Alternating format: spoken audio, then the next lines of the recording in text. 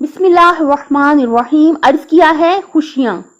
میری عزیز بہنوں، جب کبھی پاک گھرانے کی کسی بھی خوشی کو دل سے محسوس کرو، چاہے وہ واقعہ مباہلہ ہو یا علی و فاطمہ کی شادی کا سما، حدیث کیسا کا خوبصورت منظر، یا ہمارے اماموں کی ولادت کا زمان، یا پھر غدیر خم کا میدان یاد آ جائے آپ کو، بہت خوش ہو کر ایک بار پورے خلوص کے ساتھ، پوری توجہ اور محبت کے ساتھ حدیث کیسا پڑھ لیا کرو، مگر یاد رہے ترجمے پر بھی نگاہ رہے.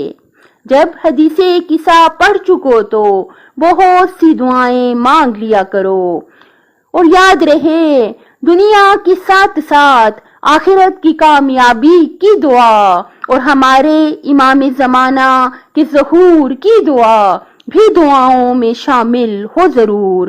خوش رہو، سدا خوش رہو میری عزیز بہنوں، میری عزیز بہنوں. انشاءاللہ کہ ہم سب پوری کوشش کریں مجاہدین سمیت، انشاءاللہ کہ ہم ہر روز پوری توجہ، محبت اور عشق کے ساتھ ترجمے پر نگاہ رکھتے ہوئے حدیث کیسا کو ضرور پڑھ لیا کریں انشاءاللہ.